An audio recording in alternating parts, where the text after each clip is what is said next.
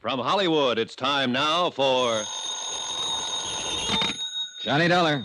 Sergeant Barney Peters, Port Morris Police. Oh, hi, Sergeant. Thought you and Adam Bowles were coming over here to look at the evidence in the murder of Ricardo Amerigo. We are. Ed's out warming up his plane. That's why I answered his phone. We got a visitor here in Port Morris. Who? The guy Ed thinks did the job.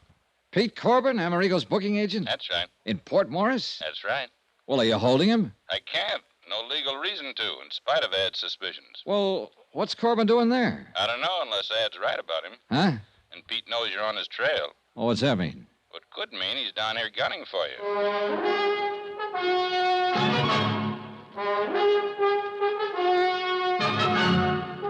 Tonight and every weekday night, Bob Bailey in the transcribed adventures of the man with the action-packed expense account, America's fabulous freelance insurance investigator. Yours truly, Johnny Dollar.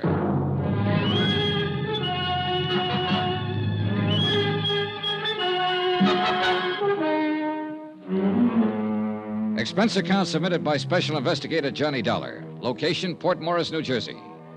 Following is an accounting of expenditures incurred during my investigation of the Ricardo Amerigo matter. Item 3, $1 even. For whatever it was, the local druggist recommended to pull my stomach back together after the flight in Ad Bull's private plane from Ad's farm in South Vineland to Port Morris. In a sense, I'm glad we flew. In a car with Ed at the wheel, we'd have been all over the road. As it was, we were only all over the sky. Oh, beautiful day for flying, isn't it, Johnny? Can't you hold a straight course, Ed? What's the matter with this ship? Not a thing. I like to weave around a bit. I like the feel of it. You know, all that power under you. Yeah. Sure you're not just trying to scare me into welching on our little bet? I'm going to win that bet, Johnny. Your commission on the case, plus all that goes on that well-padded expense account of yours. You just get busy and find the body. Why don't you forget your dark past as a private eye and stay retired? What, and leave an old friend like you floundering around with a case that's Hey! clear-cut? You don't watch your steering, we'll be floundering around in those salt marshes down there. Sorry. But can't you see, Johnny? Pete Corbin, Amerigo's agent, has to be the heavy. He's the beneficiary of Amerigo's policy. Amerigo owed him a lot of money. Too easy. And Pete's the only person we know of who was with Amerigo constantly. You got motive, opportunity. Too easy, I tell you. But I wonder what under the sun Pete's doing in Port Morris. That we'll be finding out. We'll land there in a couple of minutes now.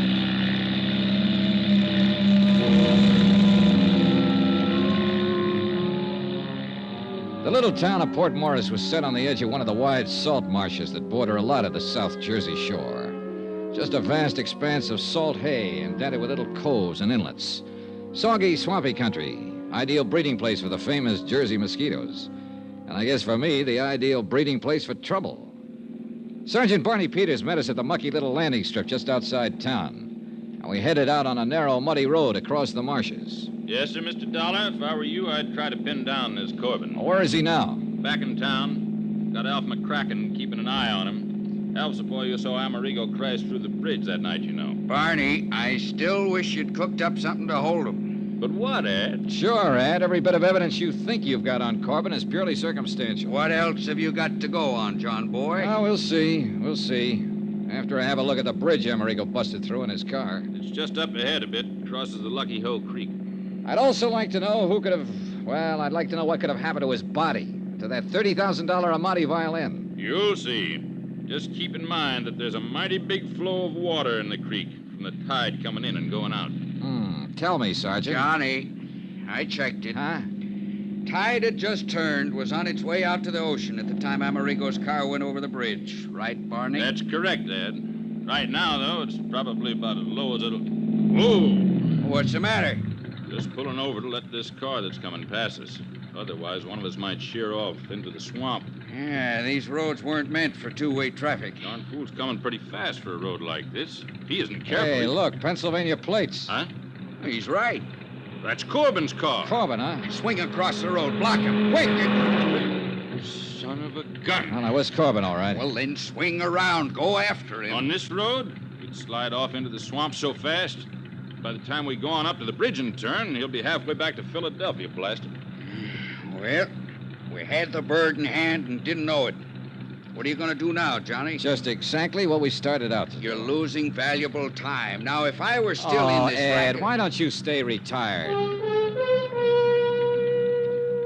We drove slowly on up to the bridge, stopped, and got out. And although the tide was almost low now, it was easy to see how that rush of water would easily carry a violin or a body or most anything right out to sea. Or could it? The tide was running this same way when it happened. Out. Yeah. And the current was a lot stronger than it is now, so you can imagine what it would... Huh? Yeah. What's the matter, Johnny? Well, that big bird nest, whatever it is, down there at the side of the creek, 50, 60 feet. Oh, that's just where the reeds and hay got matted up. Does look like... Hey. Yeah. If that isn't a fiddle case propped up on top of it. Sure looks like one. Sure it is. Sure. The tide was higher then. The fiddle's stuck in those reeds. Wait here. Well, now, Johnny, don't. You come back here. Dollar! Dollar, it's like quicksand. Stay out of it. Oh, you darn fool. It was Come like on back. quicksand, too. You'll never make it. Black, gluey muck. And I sank into it up to my knees. I almost had to swim through it, hanging onto it, pulling myself along by the reeds and bulrushes. But half of this case hung on that $30,000 Amati violin, and I wasn't going to let it slip out of my hands. A couple of times I dropped into soft holes, almost up to my shoulders, but somehow I kept going. Pulled the fiddle case off the pile of matted weeds and started back. But I'd used up most of my strength. With only one hand to pull myself along to... Ed! Johnny! Johnny, try and grab this rope. Here. Can't! Breach! Try it again, Ed. Drag it back. Try it again. Johnny, use the violin case. It'll keep you afloat. I'll try. You all right, Dollar? Dollar! Here, Johnny. The rope again. Johnny! Johnny!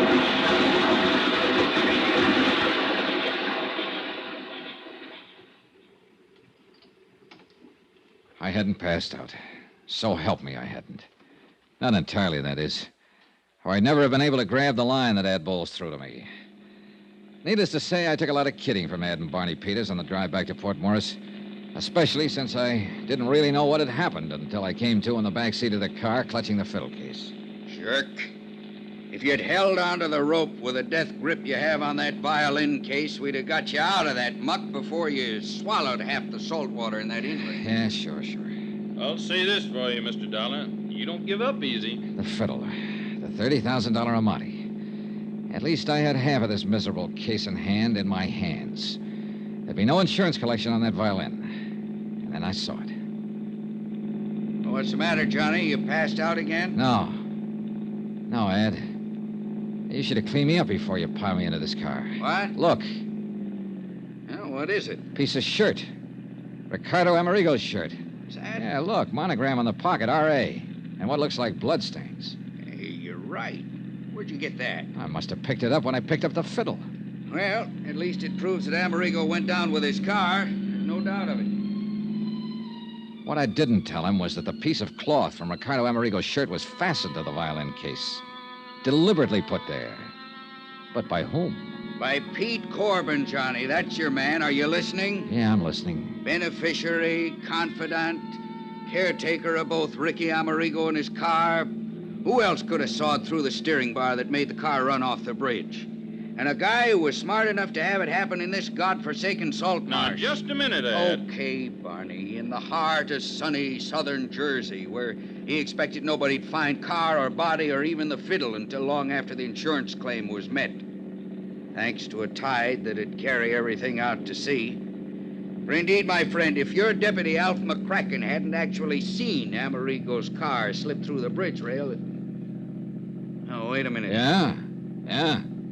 If Pete Corbin had planned this whole thing, he would have made sure the corpus delicti would be found. Johnny, that's why he had the accident happen where somebody saw it. Yet that somebody, Alf McCracken, didn't see the fiddle float away, didn't see the body float away from the car. Oh, stop it, John, boy. You know as well as I do that this whole thing was engineered by Corbin. All right, tell me, investigator, what was he doing down here today? Lord knows, and I don't care.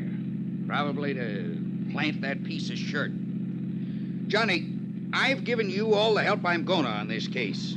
From now on, you either follow my tip and lose your bet to me, or you don't and give yourself a black eye with insurance company. Phooey. Johnny, Oh, yeah, Barney. Ed's a good detective. He'd have to be to retire on that nice farm of his over in South Vineland. He even broke a burglary case for me once here in Port Morris a couple of years ago, one I couldn't break myself. Pastime. But you've got guts. I like you for it. Thanks a lot. And to me, the Pete Corbin theory looks, well, too easy. Oh, not you, Barney. That's what I've been trying to preach to that stubborn egghead sitting beside you. I'll lend you a suit of clean clothes, and you can chase this thing down in the way you want to, without the dubious help of somebody who's just trying to win a bet from you. Traitor. And if I were you, I'd hunt up a few other people who knew Ricky Amerigo besides his press agent, Pete Corbin. You are a mind reader. Gentlemen, I have only one thing to say. And, Johnny, it's addressed to you. When you finally find that Pete Corbin done it, you know where to send the check to me.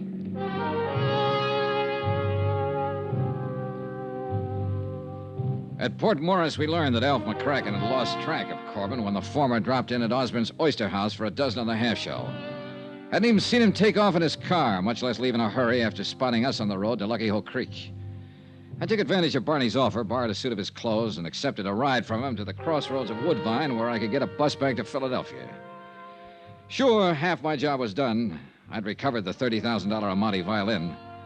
But I could still hear the oh-so-pleasant voice of Ad Bowles, ex-investigator, not so retired. You know where to send the check to me, Johnny boy. Expense account item 5, $4.95. Bus fare from Woodbine to Philadelphia. And believe me, it's a long bus ride. As soon as I got to my hotel and changed into my own clothes, I called Harry Branson at the insurance company. Mr. Branson here? This is Mr. Dollar, Mr. Branson. Yes, Mr. John. Yeah, I'm back at my hotel, music lover. And I've just won the $30,000 Amati. What? Yeah, I got the fiddle for you. Well, thank heaven you recovered it. What of Ricardo Amerigo? Later. Do you want the Amati? I'll be right over.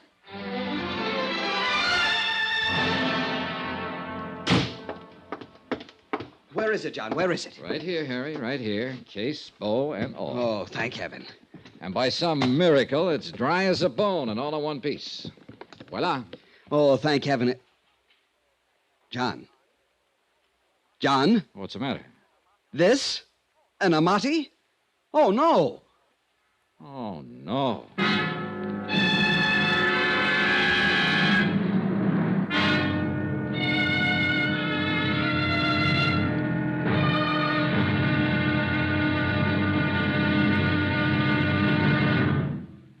Now, here's our star to tell you about tomorrow's intriguing episode of this week's story. Tomorrow, the results of a poker game. And believe me, there are times when the cards can be really stacked against you. Join us, won't you? Yours truly, Johnny Dollar.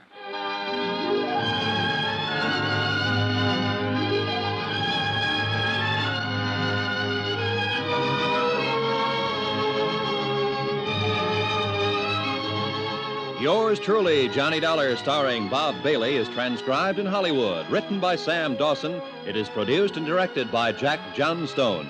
Be sure to join us tomorrow night, same time and station, for the next exciting episode of Yours truly, Johnny Dollar. This is Roy Rowan speaking.